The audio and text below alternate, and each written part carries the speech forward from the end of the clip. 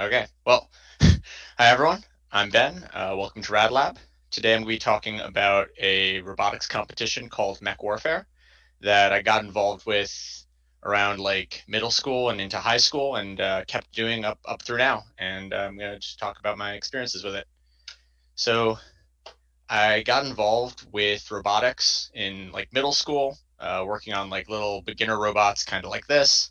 After I got bored with that and like was looking for like a more goal-oriented project, I started googling around on the internet and found this competition called Mech Warfare, where you build a little like foot wide or so robot. It walks around and has a camera on it that allows you to see what it is doing, so you can control it remotely, sort of like you're piloting it. And it has BB guns on it, so you fight other robots with it.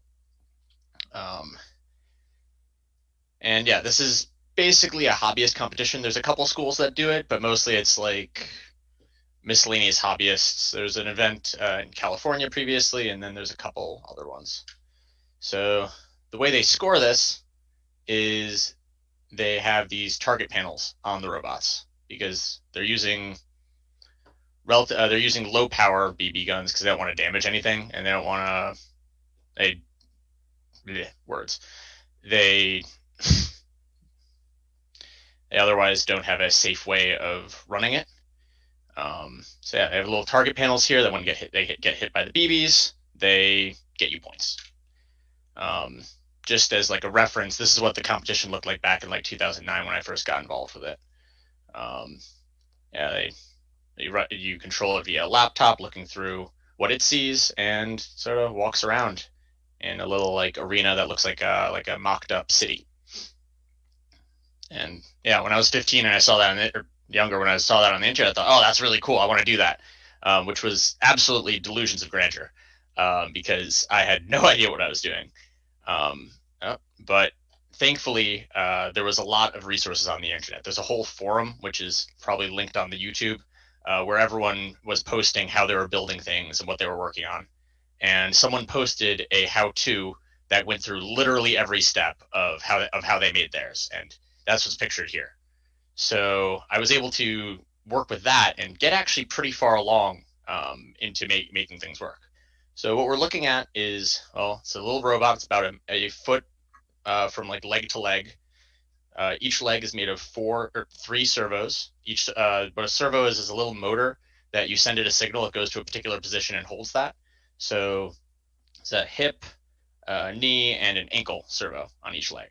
And those are all controlled by a little microcontroller in the middle here, something like an Arduino or similar. Basically, you throw some C++ code on it, and it runs, and then gets signals from a laptop via a little transmitter. In this case, one called an XP. And then there's another servo here that hooks up to the turret, so there'd be a gun that attaches up here. Yeah, and what was I saying? Right. So in that case, it was running on an Arbotics, which is basically an Arduino clone. But a lot of people end up using Raspberry Pis or other similar. Sort of schematically, what it overall looks like is you have microcontroller controlling your servos that control whatever legs and turret and whatnot. Also controls a gun. The gun basically is some motor that connects to a gearbox that moves a piston that fires the BBs out the front. And then separately, there's a subsystem that runs the camera. Back in like a decade ago, they were using mostly like webcams for like Wi-Fi cameras that are usually used for like security and whatnot. But now they usually use ones that are like the cameras used in FPV drones. The whatever computer you have on here, be it a Raspberry Pi, which is like a little Linux computer, or like simply an Arduino, you have some sort of connection that then goes to some external control that you're using, usually a laptop. So you have whatever another receiver on the laptop and some sort of controller and a feed for your video. This is all taken from a later robot I was working on. So yeah, I was able to follow the stuff that was online. I was able to get something that actually kind of worked, mostly. Thankfully, that tutorial included like most of the coding that needed to be done, including an entire like thing that would design the gate that the robot follows. I should have mentioned earlier, but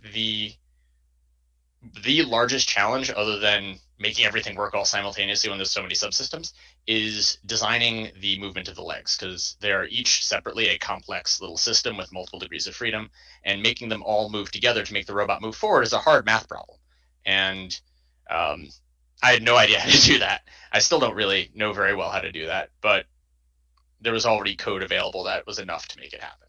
So this is what I came up with. Looks kind of like a mess because it kind of was. That's some sort of like Tupperware that I cut up to cover it. The gun from on here is from like an RC tank that's like a spare part for an RC tank. And yeah, there's the target panels that cover up the hopper and everything. Here's a zoom in on what that leg's looking like. And here's a much younger me at a competition in San Francisco in 2011. Yeah, this is a side view of what I ended up coming up with. It was a bit of a mess, but it did mostly work. I was able to qualify for the event with it, and I was able to almost compete, but I was having a lot of issues with my camera. And part of that is I didn't really understand like networking very well at that point in time. I didn't really understand what the glitches I was getting on the Wi-Fi system were. And part of that was that the people next door, the combat robots, all switched to transmitters that happened to conflict with Wi-Fi, and totally washed out the routers that we were using. So it was a bit of a mess, but it was a lot of fun. I learned a lot of things. The other competitors were like super supportive, and honestly were like amused that there was someone like half their age attempting to do this. So it was fun. Learned a lot. And as far as like exercises and hubris go, it went fairly well, I think. Encouraged by that, actually, before I go into further, this is what the other ones were looking like. Much more coherent with very dramatic music for some reason.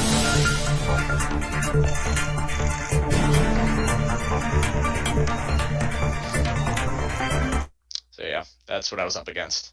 Oh, there we go. And so anyway, encouraged by that, I kept working on it, completely revamped it. New turret design, new gun design. Actually, one of the other competitors who was upgrading to better guns gave me his old one. In this case, it's like an airsoft gun that they just kind of chopped the front off of. And yeah, like reattached it there. Yeah, by the way, I forgot to leave open the Slack. I should do that. Just gonna open that real fast. Here's it walking. Much better gait than I had previously. It's pretty proud of how that ended up looking.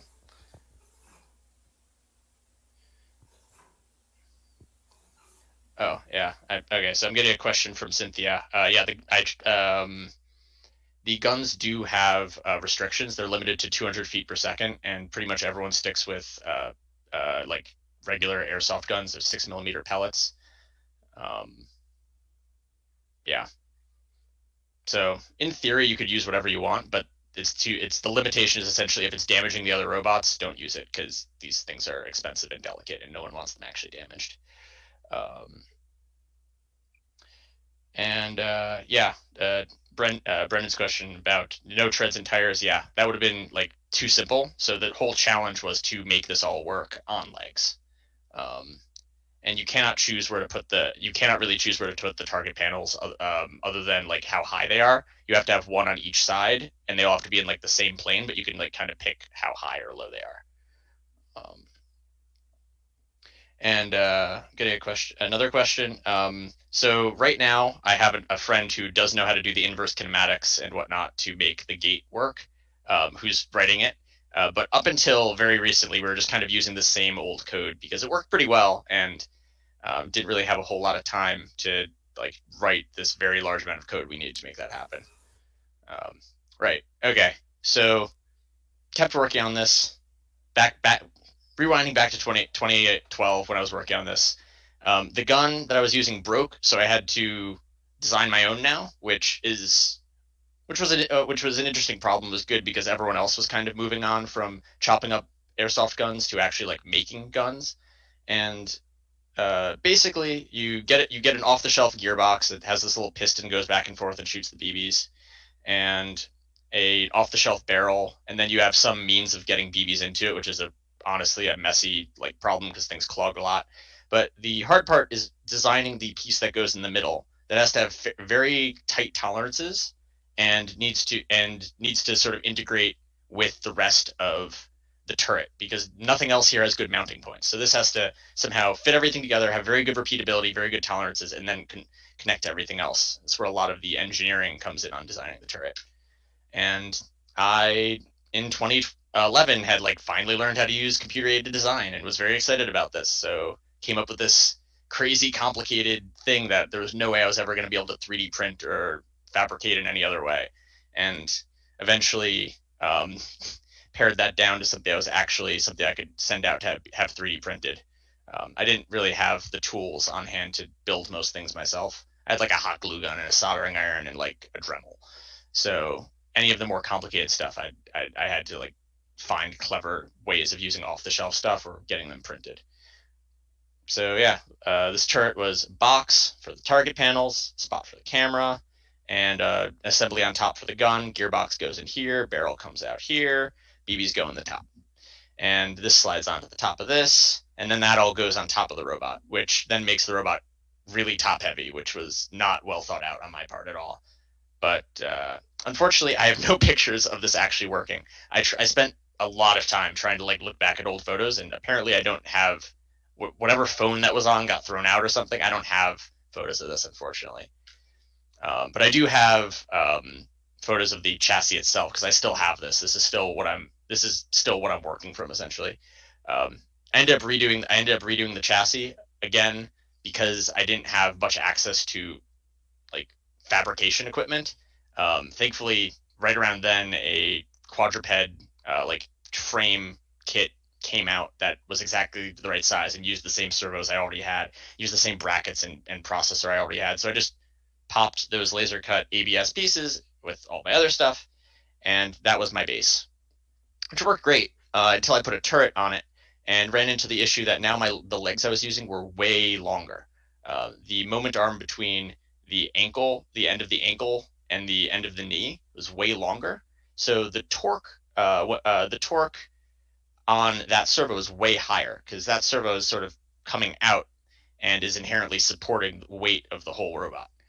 And the servos would go into thermal overload about 5 minutes into it running, which was not good because matches are like 10 minutes. So I had a month before competition and used like a kludgy solution that I've ended up sticking with because it's worked well. Used to add an additional servo parallel to the first one, and I made these little plates to hook it in there. With next design, I intend to do something better, but that worked so well so far. And yeah, so that went to competition in 2013. I don't have any videos of that competition. They existed on some phone that was probably thrown out. I don't know. That competition, I was ready. Everything was going to work well, except then 5 minutes before qualifications, the computer on board just crapped out, and it took me borrowing like several spares of the same processor because everyone used kind of similar hardware and breaking those to realize what was happening was there was a short right here because I had run a wire. I really hope this pointer that I'm using is visible. But I ran a wire sort of into the knee joint, and it was being pinched by the metal plates I'd added, and eventually it wore through and shorted like the day of the competition. So I missed the qualifications that you needed to do. I missed the scheduling of that, and had to like not compete. But I did do like exhibition matches during that. I did have a really good time. I learned a lot. Again, everyone else there was like much older and much more experienced with these things, so I learned a lot, and it was good. But yeah, still did not compete. It was a big letdown. And yeah, so then 2013, I graduated high school, went to Columbia University for college, and was in their engineering school and wanted to keep doing robotics stuff. But they didn't have a robotics club, actually, which is kind of surprising because it's like a pretty big engineering school there. So I wanted to start one because I wanted to build robots. And around that time, the student council started doing grants. Are the other Brendan's asking, are there other competitor professional engineers? Yeah, most of the other competitors are professional engineers. They're mostly like 30 something, 40 something year old people, um, with like this is their hobby when they get home from like designing missiles and such.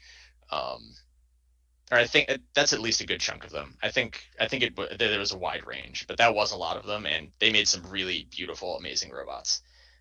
And then there's also a lot now. More recently, there's been more colleges getting involved, so sort of shifting. But anyway, um, I wanted to start a robotics club, and thankfully, the student government happened to start giving grants for like little projects around that time, and we were able to get a grant for $700, which was which was all we that was all we were able to get for building an entire robot, which was not enough to build something like this quadruped here, because each one of these servos is $40. So and you same with bipeds, tons of servos. So there's no way to make a normal like leg design with the budget we had. But in the 2013 competition, someone came up with this design that sort of inspired our solution. So instead of having like complex legs with a bunch of articulation, it's just two legs with 3 feet each that are inherently always under the center of mass of the robot, and there's one big servo in the middle that moves them up and down, and one little servo on each leg that sort of just rotates it. So you can sort of shuffle forward with that. This robot was called Twitch and actually did really well. It's a really cool design. His turret design was also amazing. But yeah, anyway, um, we decided to go with something like that because we could do it with just 3 servos. We came up with an initial design, iterated it more, and this is roughly what it ended up looking like eventually. It did walk pretty well. And this probably looks familiar. This is the schematic of what was going on in it. Again, servos controlled by basically the equivalent of an Arduino. So, more servos for the turret, controller for the motor on the gun. We switched that year from IP cameras to drone cameras, and then we had a whole setup on a computer that looked like this, which the one screenshot I had of it is, of course, extremely high res and very clear. Yeah, but that's what our UI looked like. That's what our new gun design looked like. We ended up switching from a gravity feed to a spring-fed system because those were less prone to jamming, although that ended up having its own issues.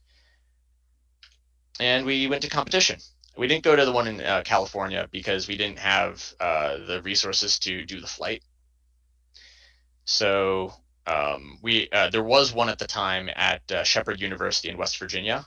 They have an event. I think it's still going on every year called Shep Robo, where they have a few different competitions, and I think they still host a Mech Warfare one. I'm not sure, but yeah, this is what it was looking like at competition. This is again the only images I could find of this competition. I have no video of the event, unfortunately. Somewhere out there is a local newspaper with an interview of me at this, which, yeah.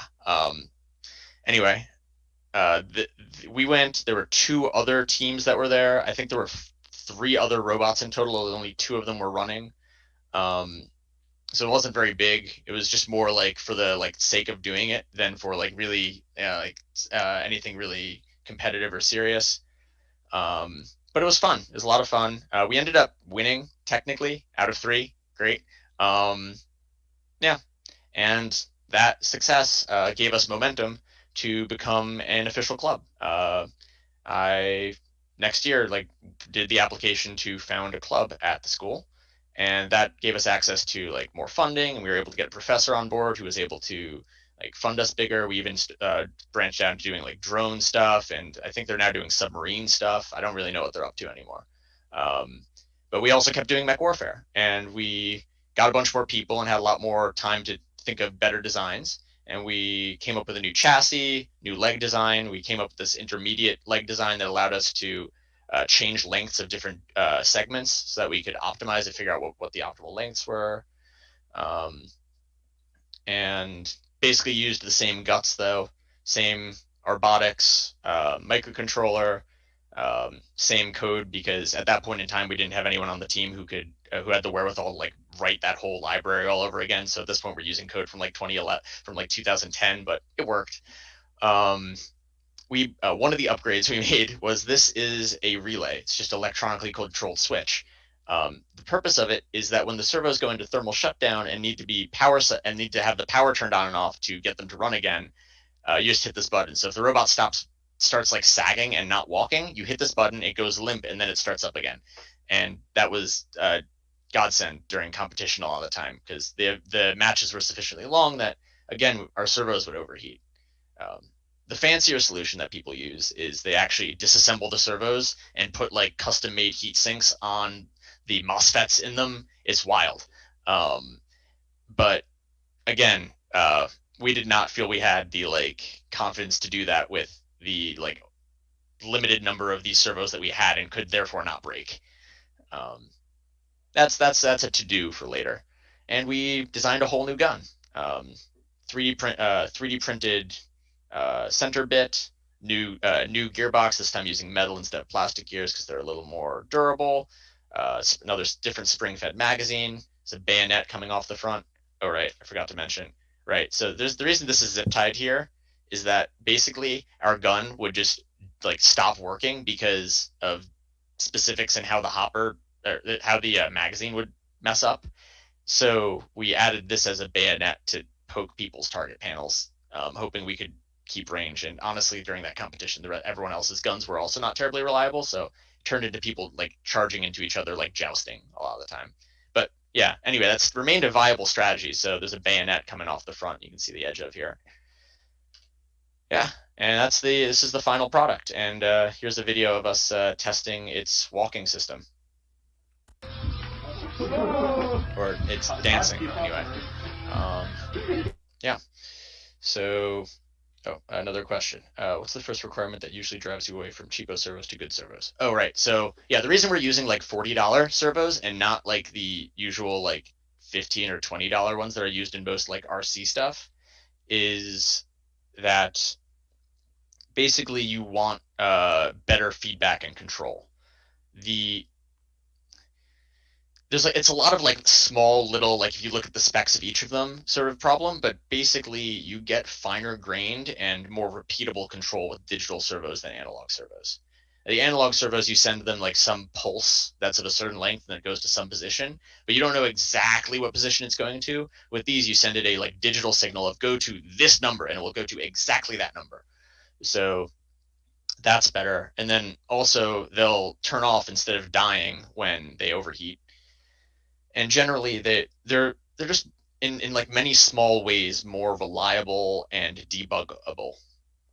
You can also get position feedback from them technically, so that's also useful. Yeah. Oh, that video that I said, that was like right around here on this calendar, or probably here honestly, when the competition was April 16th. This was our schedule to get everything done in time. Honestly, all of the schedule got condensed into like the last 2 weeks. With Albert coming through real hard on all of those systems.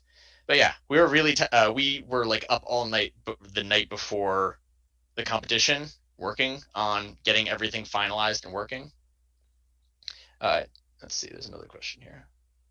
Tetrix flower holes on the servos. Nah. No. Those are not. These are robotics servo, or not robotics. These are bioloid servos. By Robotis, I want to say the company's called. Anyway, AX12A is the part number. These are like kind of standard for projects of this size and application. And the mounting system is actually designed to like work with this whole bracket system that the company also sells, which is something I relied on heavily in my earlier designs. Yeah, and that is a pretty weird calendar. I know, Brendan.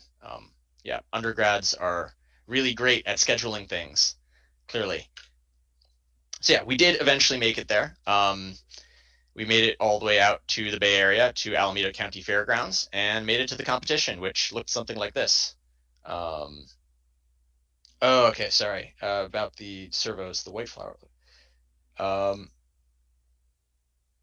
honestly, I don't know what a Tetrix is, so I guess not. I don't know, dude. I'm sorry.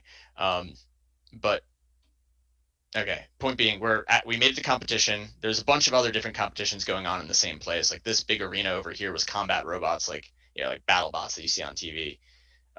And there's like firefighting robots and sumo robots and all sorts of other stuff. And then there was Mech Warfare, which this is the arena that we had. The little like mocked up buildings, and we're all set up on folding tables over here. Uh, that year, there was I think like 20 robots competing, something around there. There's us, a few other small teams with like one robot. Harvard was there. And then there was one big team that was the one organizing the competition that they had like 10 people and like as many robots. And theirs were honestly some of the prettiest ones. Really, they do amazing stuff. It's like it's a bunch of engineers who all I think also work together or something. Um, but yeah, we get to competition. We're still making everything work because, of course, nothing's actually working all that well yet. The robot mostly walks forward most of the time. The gun works, but we need to like optimize things better. And you can see like, okay, so we're using black legs here, we're using blue legs here, we're using a black and blue gun over here, we're using a green gun over here because we had all these different 3D printed parts, and we're switching things out to like make things more reliable. And it eventually did end up reliable enough to qualify and then compete. I think we were like there from opening to closing, like as early as they opened in the morning until late as night as they'd like let us stay, just optimizing things and getting everything working. And I think we made it like under the wire with qualifying, but we did qualify, um, and then continued to be there all night optimizing things further because still needed some polishing. And then separately, I competed with my robot because it'd been a goal for since like 2009 when I first heard about this competition to like compete with a robot that I built. Um, yes, Mike, I do have a beard here, indeed. Um, but eh, the beard happened after 2017. But um, I've been working on this since 2009, or I've been like trying to do this since 2009. So I still want to just like have my robot that I got to work and compete with, especially since I wasn't going to be the one piloting the other robot because I was graduating soon. So we needed to have other people with that experience. So I basically took my old chassis and cloned the same mostly 3D printed turret system, stuck it on mine, and it worked pretty well. It wasn't. I didn't have time to really optimize things since we were mostly focusing on the other one, so it worked mostly. It was fun though. Here's actually I found like while I was setting up this presentation, someone videotaped my qualifying thing. So like this is how mine was running at the time. Um, it like mostly walks. You can see the turret is sort of drooping because that tilt servo is really overworked. That's a bit of a flaw with the turret design we had. Um, yeah, and this is what it looks like through the goggles I was wearing.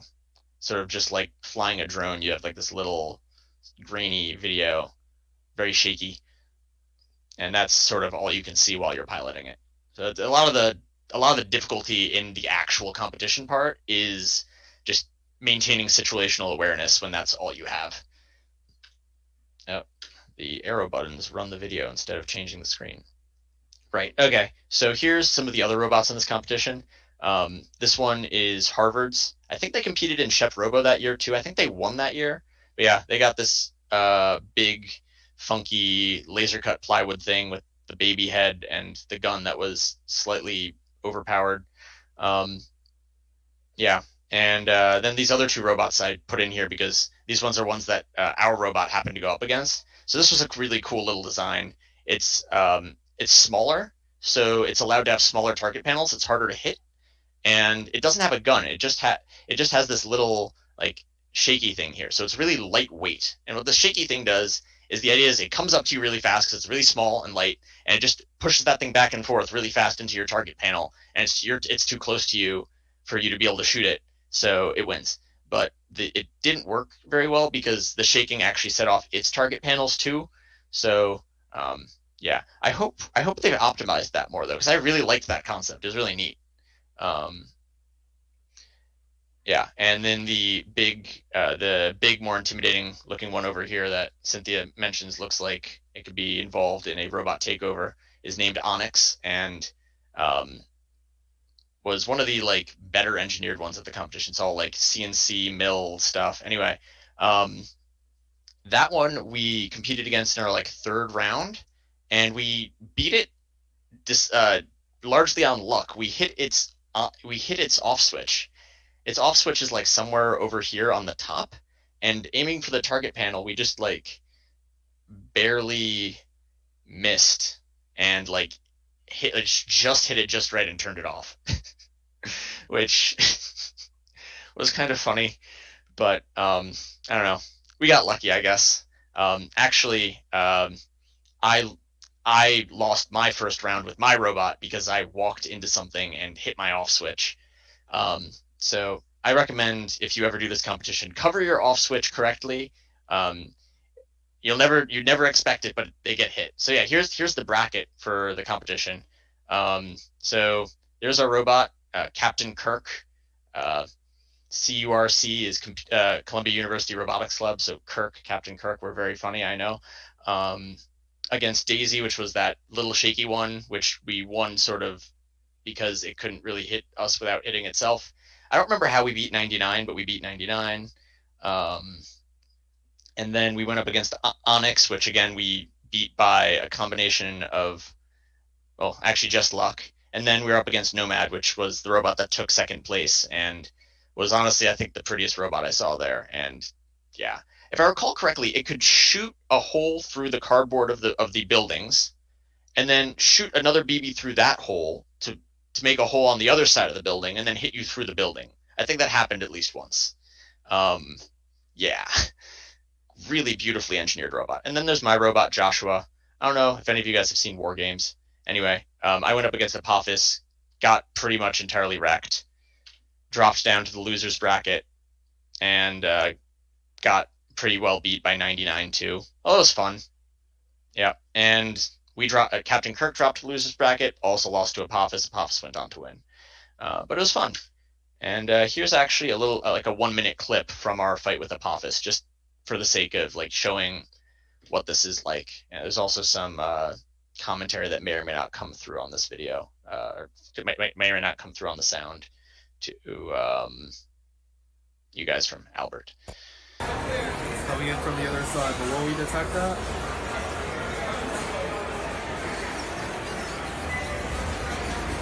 It's up for our driver Nick to the side. There's a lot of strategy was guesswork on which direction are they going to go, and are they going to be able to get around a building faster than you. Not getting sort of getting the drop on them by getting around them faster. Now we're firing back.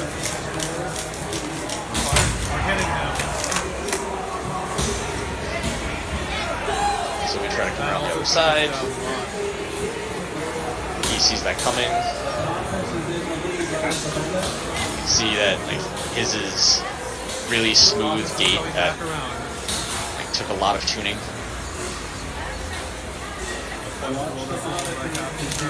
And we were looking at a wall, and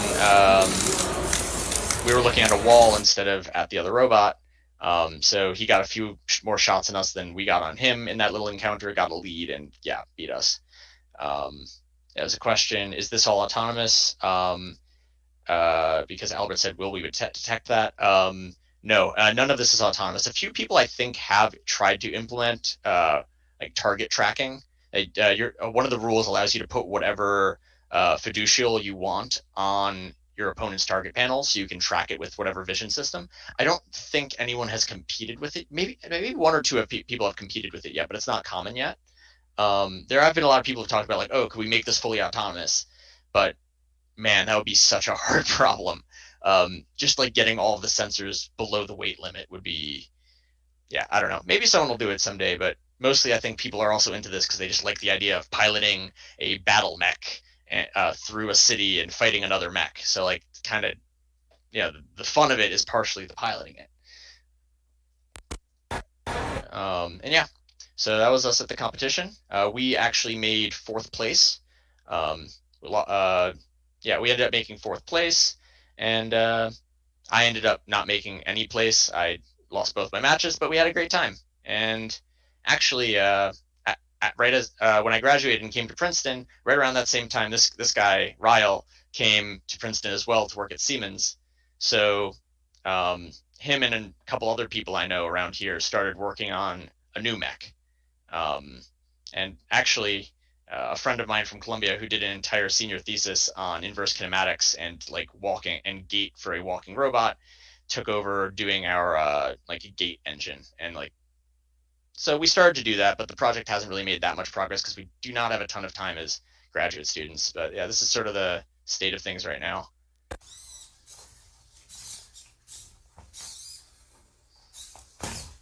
Get up, you fool! um, to be fair, that servo was probably broken. The robot actually does walk pretty well when it's working. um, and we're also looking to do total redesigns of pretty much everything else. I'm working on redoing the gun, trying to make it a little more reliable. Try to be able to like detect the exact position of the firing mechanism as it's running. We're looking at putting a Raspberry Pi on board because Jacob's code runs on a Linux computer, not on a little Arduino. So as long as we're doing that, we're going to add in like some computer vision stuff, maybe some tracking if we can pull it off. And we're looking at totally redesigning the hardware, optimizing the legs better, looking at that weight distribution problem, trying to figure out a better solution. A lot of people have moved to putting springs up on top to hold some of the weight and take the load off the servos. We're looking at that. We're also looking at maybe trying to like do something pulling from the bottom. It's a work in progress. Um, yes, that table and floor do look familiar. Um, yeah, Studio Lab. Anyway, um, do, do, do, do. Yeah. So those are like the actually feasible goals that we're looking at. But on top of that, we're thinking of redesigning the turret to use a gimbaling system from a photography drone. That sort of like there's like these largely like plug and play, almost off the shelf things that are used for photography on drones that sort of stabilize and allow you to pan and tilt. So if we use one of those, we could get hopefully more stabilized turret, but then also the way those are designed allows you to put a slip ring through the bottom so it can do full 360 spinning, which is something that none of the robots can do currently because then the wires get tangled. So that'd be cool. And as long as we're doing drone stuff, we were also thinking of making it fly. Like the way this all started was like someone on the forums was like, "Hey, what if you make it fly?" And everyone said like, "No, drones are not allowed. They're way easier than walking robots." And I was like, "What if you made it fly and walk?" And they're like, "Probably can't do that. It's not going to work." But I did the math, and I think it could just work. I think you could get like 60 seconds of flying if you used like a really big battery and the right motor and propeller setup. And it probably wouldn't be a huge tactical advantage, but it'd be really freaking cool. And that's honestly most of the point of this competition. I think most of the people involved are less concerned with like actually winning than they are with like just the like kind of fun of solving all these little problems and like competing with it. The forums for all this are like have been very open. Everyone's like sharing ideas. Everyone just wants to see these like work better, I think, honestly. So there's links to the forums in the description if you're at all interested in this stuff. There's an old forum where like pretty much all of the info from the past few years has been on. And there's a new forum that's been set up because the old one has had some stability issues recently. And yeah, that's all I got. So any other questions?